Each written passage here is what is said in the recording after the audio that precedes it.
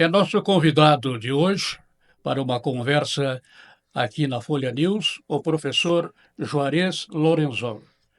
Professor Juarez, na legislatura passada da Câmara de Vereadores, desempenhou seu mandato de vereador pela legenda do PDT. Mas na eleição de outubro de 2024 não conseguiu a sua reeleição. Estamos aqui então para conversar com o professor Juarez a respeito, inicialmente, do desempenho seu na Câmara de Vereadores durante esses 4 anos. Que balanço você faz, professor Juarez, sobre o seu trabalho? Pois é, Alduir, foi um ano assim de experiência, aprendizado, né? Mas e de uma situação que foi além da minha expectativa, de que a produção que a gente fez, né, na Câmara nesses 4 anos, a gente foi muito proativo, né? A gente estava sempre ligado na comunidade, nos quatro cantos da cidade, no interior, nos bairros, no próprio centro, e todos os problemas que apareciam que o pessoal nos cobrava, o eleitor nos cobrava, a gente sempre procurava ser incisivo, né? Ir atrás, resolver, encaminhar no Ministério Público, várias ações eu fiz, Ministério Estadual, então a gente sempre teve ligado na cidade. E nem sempre é isso te retorna ao legislativo, né? Foi meu caso que embora eu tenha me empenhado bastante, né, e corrido atrás e tal, eu não tive esse retorno nas urnas, mas eu acho que isso aí faz parte, né? Eu acho que isso é a democracia, assim, quem nos elege são as pessoas, né? Elas avaliam o desempenho do vereador, e se o vereador merecer, volta, senão não volta. Mas eu acho que, né, que aconteceu um pouco de injustiça comigo, porque eu trabalhei os 4 anos, né? Eu tive uma vida política muito envolvida, né, como eu relatei antes.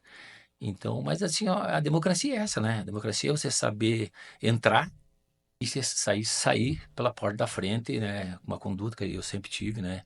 Uma formação de família, de caráter, né? Meu pai era muito autêntico, né? Minha família tem uma posição aqui em Lagoa de trabalho, né? De honestidade. Então, isso eu não podia deixar, não podia perder isso. E sair com essas mesmas características, né? Então, isso foi importante no meu momento que eu estive nesses 4 anos no Poder Legislativo. Sendo vereador da oposição, teve alguma dificuldade para encaminhamento de seus pedidos junto ao Poder Executivo Municipal, especialmente? Ó, sempre existe, né? A máquina é que define as coisas, né? A gente não tem patrola, a gente não tem a força para fazer as obras. Mas teve dificuldade, mas eu tive uma boa relação com o executivo, né? Eu, às vezes, tinha que bater, eu batia, né? Cobrava forte, né? Mas eu era resiliente em ser tranquilo e aceitar as melhorias que o município sofreu, né? Estava acontecendo. Então, eu tinha essa boa relação com o prefeito, com os secretários. Então, nessa conversa, eu conseguia. Mas sempre tinha os problemas. Por que acontece? A Câmara, você leva a situação para a Câmara, você não executa. Esses nossos projetos da nossa bancada, a bancada do PDT, eram vários projetos bons, só que eles iam e engavetavam. Daria um período tal, eles voltavam na mão de outros vereadores. A ideia voltava. E aí, como é que você vai votar contra? Né? Embora sendo uma iniciativa tua, veio na mão de outros, você vai votar, Quem porque leva o mérito é o outro, é o que último ele que voa, fez. entendeu? Assim, ó, daí o que nós pensávamos? É o bem da comunidade, não é o pessoal do Juarez, não é o pessoal da bancada. Então, vamos votar a favor. Nós nunca trancamos nada. Tinha alguém que questionava lá, porque os gaveteiros trancam o projeto. Nada nós não trancava. Nós questionava, daí dava o atrito. Mas eu acho que a democracia é discussão. Nós não podemos abrir a porteira para a boiada passar.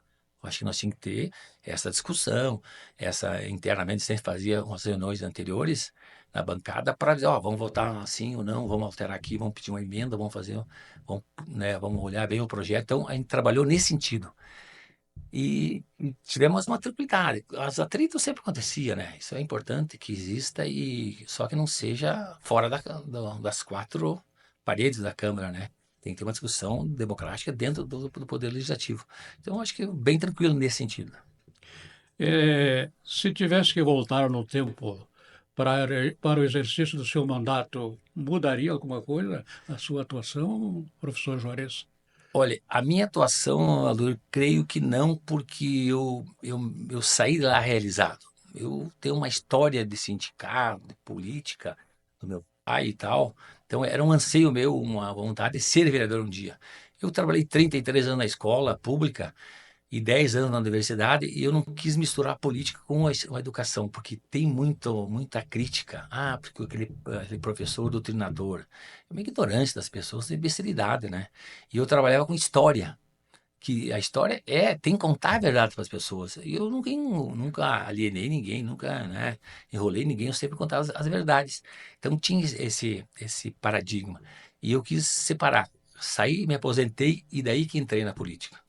Tinha estado o Júcio um período anterior, a Marge tinha um período anterior, já tinha essa convivência política. Mas eu queria ser eu dentro da política sem ligação com a educação. Continuei no sindicato, mas não na sala de aula, que era a crítica maior, né? Dessa essa idiotice das pessoas dizer que o professor é um alienador, sabe? Então, eu refazeria a minha postura de fidelidade com o eleitor. Por exemplo, tudo que eu fiz, que eu vou ter falar daqui a pouco mais, eu não fidelizei com o eleitor. Eu fui ingênuo no sentido de que as pessoas acreditavam no que eu falei, do que eu encaminhei, do que eu fiz e mandei para elas. Eu achei que ali caracterizaria uma vinculação da fidelidade com o voto. Não era assim. Eu achei que seria assim. Eu fui alertado por algum vereador da bancada que eu tinha que amarrar. O vereador dizia, você tem que amarrar.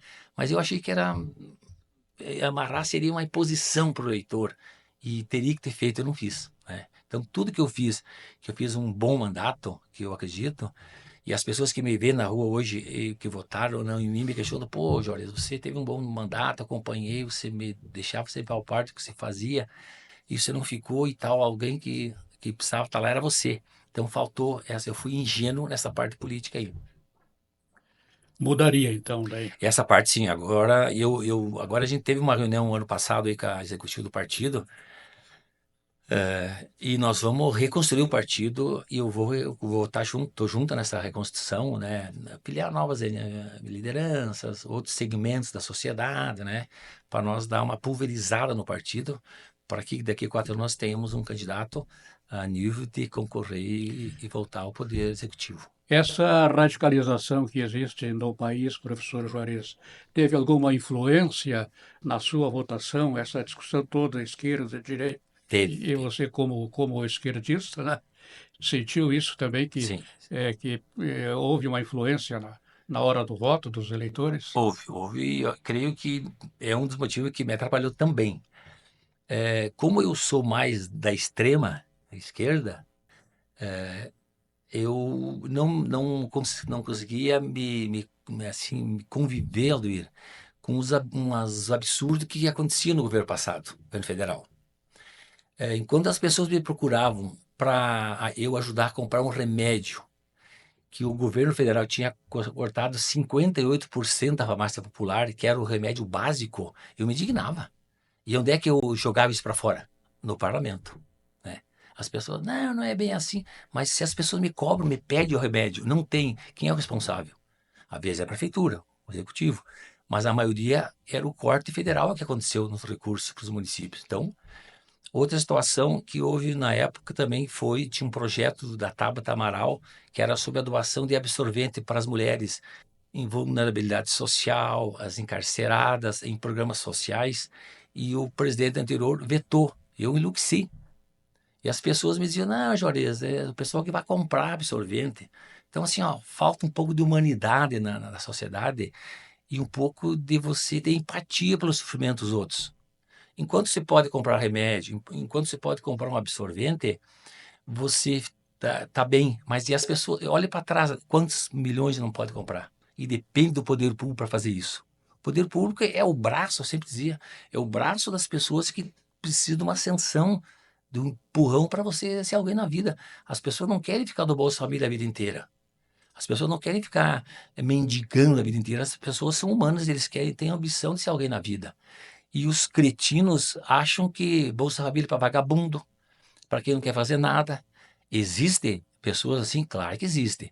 Mas no universo aqui em Lagoas eu vi hoje na Folha até um grande número de pessoas que usam o Bolsa Família e o Vale Gás e o Lagoa Família. É uma necessidade que as pessoas têm, mas eles não querem ficar sempre, eles querem, querem avançar na vida, que é através do trabalho.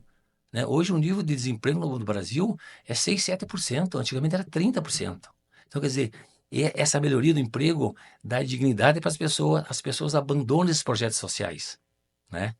Então, assim, só que as pessoas ainda estão nessa ira contra as pessoas humildes, pobres. Eles acham que pobre é miserável, tem que morar no fim do bairro, não pode ter ascensão a lugar nenhum, não pode ter um filho na universidade, não pode ter um filho fazer medicina, fazendo história, sendo advogado. Eles não querem isso. Eles querem que as camadas sejam bem divididas, os que têm e os que não têm. Professor Juarez, a sua origem política foi o PT. Depois ingressou PSB. aliás, o PSB, aliás. Depois ingressou no PDT. E como este ano o PSB e o PT tiveram candidatos, eu lhe pergunto, alguma influência também na sua votação? Sim, sim, essa foi a maior influência, né? A influência de que eu sou origem do PSB. Quando o PSB não teve candidato à gestão passada e eu queria concorrer, eu fui convidado pelo professor Nelson para ir para o PDT. E aí me elegi. Esses votos do PSB vieram para mim.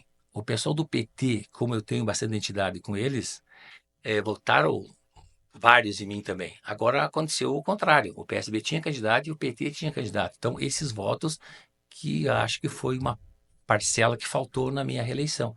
Então, foi significante essa ausência desses votos no meu mandato.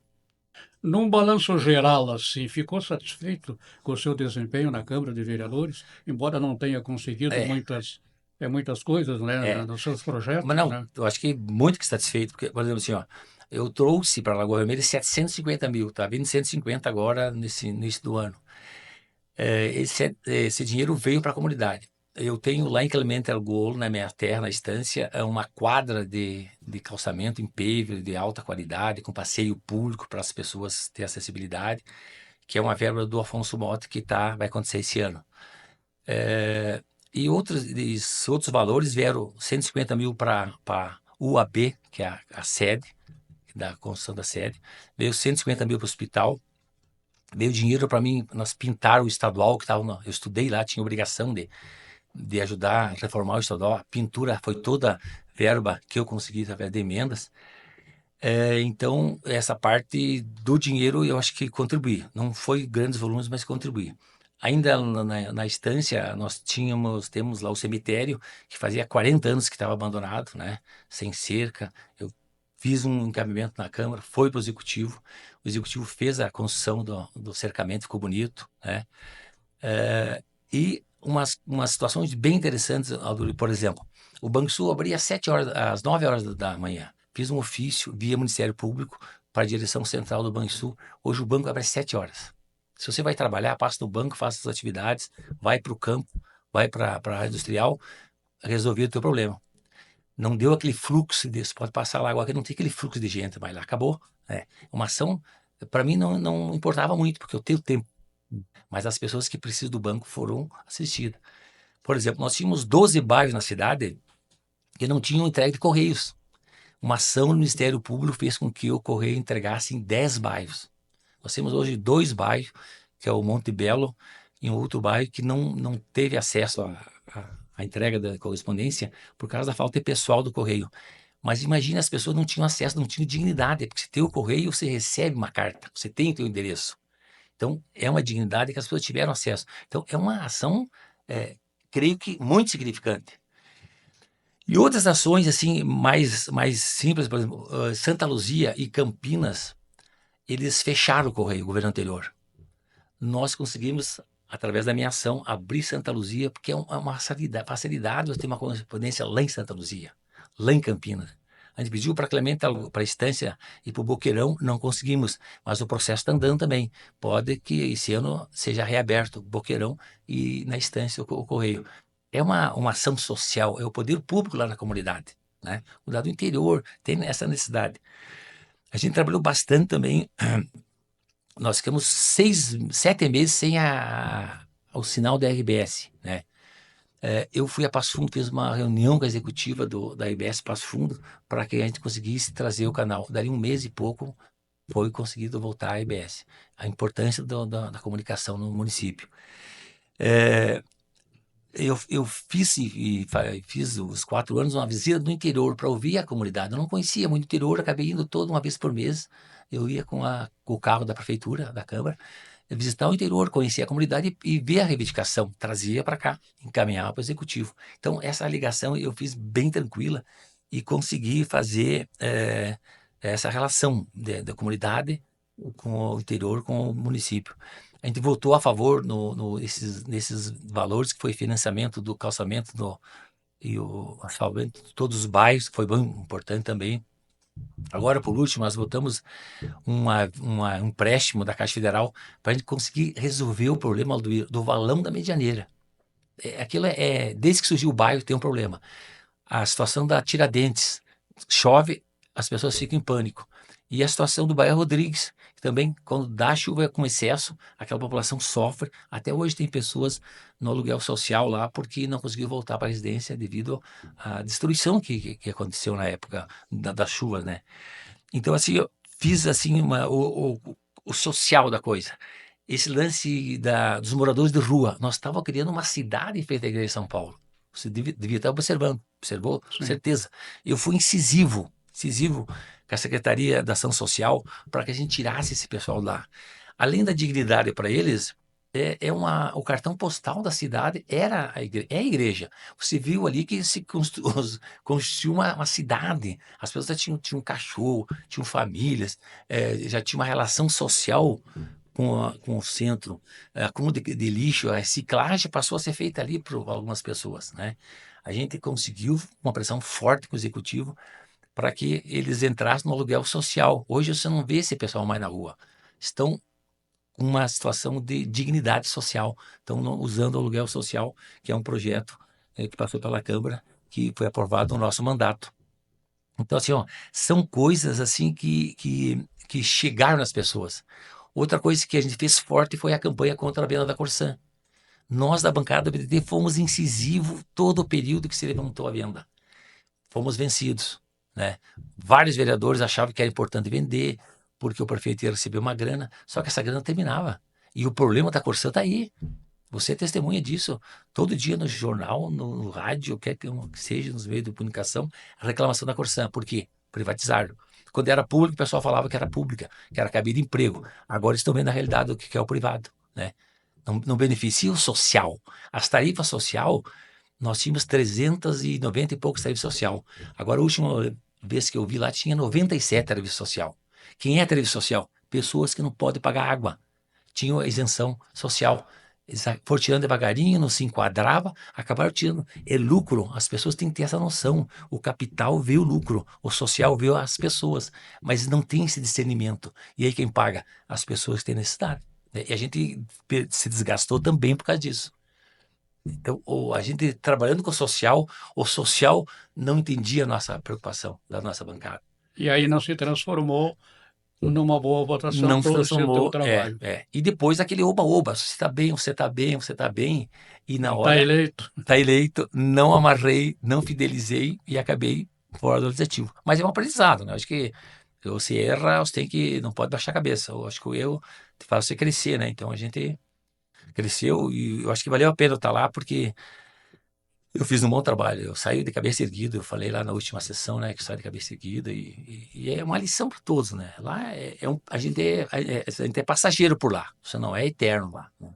Então e cada espaço que se ocupa, você sempre aprende, erra e aprende e cresce. Isso que eu acho que é importante lá.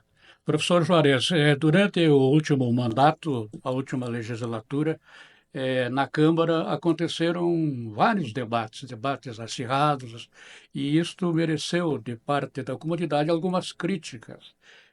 Não só o professor Juarez não se reelegeu, como outros também. Houve uma boa renovação, uma boa no sentido de quantidade, né? Sim. E isso também influenciou alguma coisa na sua na sua votação, essa imagem assim, um pouco. Briguenta. É, Influenciou, influenciou. Porque assim, ó, o que que eu hoje eu vejo da dificuldade, Alduíra, assim, ó, eu não brigava por mim. Eu, graças a mim, a minha família, a criação que eu recebi, eu sou um cara assim, profissionalmente, sou realizado e vivo tranquilo sem os valores que a Câmara me repassava. Isso não vai mudar a minha vida. sim, Assim, ó, eu ficava indignado das pessoas não entender que eu estava brigando por elas. Quando eu brigava para não vender a Corsã, para que a água não aumentasse, que a água fosse de qualidade, não fosse água suja, todo dia ter reclamação na rádio, não era por mim, porque eu também sofria, mas eu moro mais no centro, aqui numa baixada, não faltava água. Quando eu pedia que as estradas do interior fossem caprichadas e as pessoas tivessem acesso a vir para a cidade escoar a produção, não era para mim, era para as pessoas que estavam lá fora. Quando eu brigava para que o correio fosse entregue para todos os bairros, não era para mim, porque o meu eu moro próximo, então eu recebo em casa o correio. As pessoas não recebiam. Quando eu brigava para que o Banco Sul abrisse às 7 da manhã, para que as pessoas fossem trabalhar com tranquilidade, resolver seus problemas, para ir trabalhar tranquilas, não era para mim. Porque eu sou aposentado, eu posso ir qualquer hora no Banco Sul, eu tenho tempo para ir lá. Então, quando eu pedia que o correio fosse para o interior, para as pessoas não virem para buscar correspondência na cidade, não era para mim, era para eu sou do interior. E a briga, então, era briga por isso. Só que as pessoas achavam que a Câmara era uma confusão, porque o Lorenzon brigava, e todo dia uma rasgação, mas eu brigava contra quem achava que eu estava errado, né? Tem vereadores que ficou os 4 anos chacoalhando uma cadeira lá. A gente brigava por causa disso. Não tinha ação. Quando a gente tinha uma ação, a gente era contra, né? Teve uma situação que teve um projeto da vereadora Bárcia que era para definir a igualdade, a paridade entre as ruas. Uma rua colocava um nome de mulher e uma rua um nome de homem. Eu acho que é mais que justo, né? É igualdade social, homem e mulher. Um vereador enlouqueceu que não tinha necessidade, que a mulher tinha que, sabe, não sei onde é que ele botava as mulheres. A prioridade é botar para os homens a rua. Deu uma briga democrática. Então, assim, ó, as pessoas daí achou que não, que vai brigar por causa de rua. Mas é uma igualdade social a respeito com as mulheres. E às vezes as próprias mulheres dizem assim, nem bota o nome da rua, Lorenzo, sabe? Então, olha, eu ficava indignado e sofria por causa disso, porque é uma incoerência você defender uma coisa social e as pessoas nos dizem assim, Juarez, você tem razão. Óbvio que é uma minoria que pensava assim, mas um fala ruim, ele propaga para bastante. Se um fala bem, demora a propagação da boa informação, né? Então, esses embates foram, e o que mais exaltava é era eu, né? Tinha outros, mas um era eu. Porque eu via as pessoas braços cruzados lá, Aldoeira. Eu via as pessoas esperando terminar a sessão, né? Eu não me conformava, né? Me conformava porque uma que eu gosto, que as pessoas tinham necessidade das coisas e não tinha sabe, aquela vontade das pessoas dizer, vamos acontecer, vamos fazer acontecer. E eu queria, eu tenho essa ansiedade de fazer as coisas, paguei por isso também. Mas tudo é polimento, né? professor Juarez, agora sabe o caminho do voto? Boa pergunta. Agora sei o caminho do voto. Vou ter que dar uma melhorada, né? Para reconstruir esses que acreditavam em mim, que eu, né, pela minha credibilidade, pelo que eu fiz, né? Vou corrigir os erros que eu tive, né? Para que não aconteça mais. E como eu te falei, nós vamos reconstruir o partido, né? Agora, a partir de. Permanece no PDT. Sim, sim, vamos trabalhar. A gente fez essa reunião do executivo para reconstruir, né? E eu acho que assim, a gente que gosta da política, a gente tem que saber que se tá boas as coisas, a gente pode fazer mais, pode melhorar, né? A prefeitura tá bem, ótimo, tá bem, mas nós vamos fazer melhor, né? Então, era essa a minha expectativa acho que a posição do PDT de que nós temos que melhorar, porque as coisas evoluem, as pessoas evoluem, cada vez as pessoas querem mais, querem melhorias, né? Então, se tá bom, vamos fazer mais, né? Que esse é o propósito que a gente tá em mente para esses 4 anos dessa reconstrução do partido, né? Embora a gente com 2 vereadores ainda continue, né, com um bom trabalho na Câmara, mas aí tem aquele processo da rotatividade nosso, que vai entrar alguns novos, né, que ficaram suplentes, então tudo isso é oxigênio no partido, né? Falando agora sobre a sucessão municipal para prefeito e vice, a eleição mostrou também uma queda muito forte do PDT, embora o candidato a prefeito tenha sido duas vezes prefeito e com administrações bem avaliadas. O que aconteceu, Lorenzon? Olha, como a gente fala, né, tudo é aprendizado. Está acontecendo no Brasil, no Rio Grande do Sul, em Lagoa, um aparelhamento das entidades. O poder público tem esse poder de aparelhar. Isto nunca se deu tanto investimento e tanto incentivo para todas as entidades. Tempos atrás não se tinha grana e não era outro critério para distribuir. Esses mandatos que se passaram aqui foram os bons tempos, de que tudo podia, tudo podia. Então, assim, aparelhou-se as entidades sociais, culturais, tradicionalistas, religiosas, todas as entidades foram aparelhadas pelo poder público. E com a máquina na mão, é, inchada de funcionários e bastante CCs, automaticamente cria essa responsabilidade de quem está lá e de quem recebe as ações de retribuir. Né? Então, essa foi a maior. Não é que o nosso candidato perdeu eh, por uma grande quantidade de votos. Ele perdeu por causa disso. Nós tínhamos qualidade, né? Tanto de vereadores com qualidade, prefeito e vice-prefeito de qualidade, só nós não tinha máquina e nós não tinha essa política do tempo que nós estávamos no poder, o PDT, de aparelhamento. Isso se vê na TV, por exemplo, se vê na Câmara, o que o Arthur Lira está fazendo. Ele mandou dinheiro lá para Alagoas, que é a terra dele, bilhões. Não sabe onde é que está indo o dinheiro, mas está indo para lá o dinheiro. O que é? É o cara com a mão no dinheiro mandando para o seu estado. Os municípios, a mesma coisa. A influência dos deputados estaduais que na Lagoa Vermelha foi enorme, né? Eles abriram a torneira para a Lagoa Vermelha, né? Tanto é que você vê os deputados fizeram voto que fizeram um monte de voto, né? Enquanto nós que somos da base do governo federal, nós pegamos conta-gotas, e eles vêm a granel. Então, isso faz diferença porque se uma entidade que está com dificuldade de reconstrução, de melhorias na sua sede, enfim, na entidade, quando recebe um valor significante, a responsabilidade e o retorno fica garantido. Tipo assim, fica amarrado, como a gente diz, né? Vão tentar ajudar, mas tem a contrapartida. E a gente vê em todas as entidades. Eu frequento algumas aí e foi descarado, né? Assim, esse derramamento de verbas públicas, né? E aí não tem como se combater, né? Você tem que ter um supercandidato, né? Ou uma indignação da comunidade que não gosta do prefeito, porque as obras aconteceram e o dinheiro veio em grandes quantidades e isso fez com que as pessoas são sensíveis, né? Eu tive a melhoria, eu vou retribuir. É da índole das pessoas. Embora não gostando do prefeito, mas ele fez isso. Embora não gostando do prefeito, ele fez isso. Embora não gostando do prefeito, ele me intermediou uma ajuda para a minha entidade, né? Então as pessoas ficam nessa comprometimento e a velha falada que eu te fiz no início lá, amarrada, tá amarrada. Eu dou, é dando que é porque da boa vizinhança que a gente defendia um tempos atrás, é dando que se recebe. E aí fizeram com bastante Como é tranquilidade. que a oposição vai quebrar isso aí?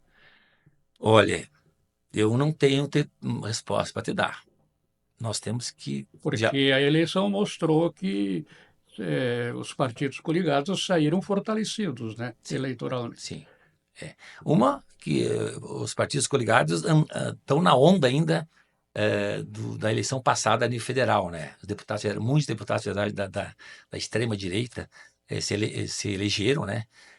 Então, o que aconteceu? Esses caras ficaram com poder de bancar dinheiro, de emendas para os municípios, e eles fizeram isso. Automaticamente veio o benefício, que é o voto. Para quebrar isso, eu não teria uma resposta hoje para te dar, mas assim, ó, a gente tem que trabalhar com as pessoas, trabalhar com elas, né? Ter uma credibilidade, um convencimento de que dá para fazer mais com menos, né? Dá para fazer coisas, investir num lado mais que que as pessoas têm acesso às coisas, não em coisas meio pirotécnicas aí que viram, né, viram um elefante branco, que vai acontecer daqui uns dias, daqui uns tempos aí, né? E mais no social que as pessoas usam, né? A saúde, a educação, que está todo dia. Sem educação e sem trabalho, as pessoas ficam no mesmo, elas não têm aquele ânimo de ser alguém na vida e trabalhar, fazer uma faculdade, estudar, botar o filho na escola, vacinar os filhos, né? Nós criamos uma política esse ano passado de não vacinar as pessoas. E as pessoas acharam que era certo. Então, é uma política da ignorância que se criou e a absorção das pessoas em defesa disso foi grandíssima. Quando que se imaginava, Aldoir, você que tem uma trajetória enorme no meio da comunicação, que as pessoas iam rezar para pneu? Quando? Quando é que eles vão botar um celular na cabeça, achar que o ET ia resolver o problema? Quando é que se vai chegar à conclusão, em plena sanidade, de que as urnas eletrônicas não são legal? Isso tá certo, é segura. E as pessoas conseguiram convencer as pessoas que não era. Nós temos uma inversão de valores do que o certo é errado, do que o errado é certo. Isso chama-se uma ignorância política e cultural das pessoas. As pessoas estão questionando quem? O Paulo Freire, que é o rei da filosofia do mundo, não é do Rio Grande do Sul, do Brasil, do mundo. O cara foi professor da Universidade de Harvard, nos Estados Unidos, da América Latina, ele é idealizador de toda a filosofia de vida. Dos pensadores do momento, Chico Buarque, Caetano Veloso, Gilberto Gil, estão desacreditando essas pessoas. E as pessoas acham que é certo isso. Então, assim, para nós reverter a situação, é bem complicado. Através da educação e não sei o que mais, porque só a educação não vai reverter. Porque os mais intelectuais é que estão defendendo essa bizarrice de que tudo que te relatei é legal, tem que ser assim agora. Então, assim, ó, a gente que passou pelos meio acadêmico, sempre foi sindicalista, pelos direitos sociais, um salário digno, a gente fica amarrado porque, assim, ó, nós estamos errados. Às vezes eu me pergunto, eu acho que tudo que eu fiz estou errado. Porque prevalece a ignorância e as coisas ruins, negativas que passou a ser lei, agora passou a lei. Agora é lei. Tem que ser assim, tem que ser assim, assim. E a mídia, essa fake news que esse pessoal anterior aí, do governo passado, inventaram, isso aí desmancha, né, cara? Você vem aqui e fala contigo uma coisa séria, com credibilidade, que tem a Folha e a NG, aí o cara diz, não, os jornalistas só enrolaram lá. E as pessoas passam lá fora que é verdade. E você tem que fazer o quê? Você ainda tem o meio de você para dizer que é verdade e tem a credibilidade todo o teu tempo aqui. Mas eu, um simples cidadão, como é que eu vou reverter a coisa que estou errado? Eu estou certo. Então, é bem delicado e preocupante. Assim, penso muito e sou muito preocupado com isso, que vai ser uma reversão muito complicada. E depois o mundo anda transformação, a América Latina está transformação, e uma transformação radical para a esquerda. Por exemplo, você vê a Argentina, onde 50% passam fome, né? Botaram louco lá. No Brasil, mesma coisa. Olha os países aí, né? Olha o mundo árabe, tem briga religiosa, cruel também a situação religiosa, né? Então, eu não sei, é preocupante. Eu não sei o que vai ser nosso futuro aí. Só Deus para resolver. É só Deus na causa. Obrigado, professor Juarez Lorenzon, pela sua entrevista aqui à Folha News. Obrigado pela oportunidade e fico grato por ter me convidado. Nós conversamos aqui na Folha News com o professor Juarez Lorenzon.